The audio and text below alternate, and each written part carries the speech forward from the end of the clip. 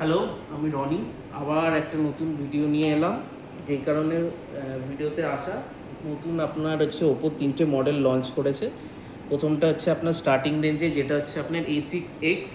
এর মধ্যে আপনার স্পেসিফিকেশান পেয়ে যাবেন 6500 mAh লার্জ ব্যাটারি, সাথে আপনার 45 ওয়াটের চার্জার, যেমনটা আপনি দেখতে পাচ্ছেন এই মডেলটা।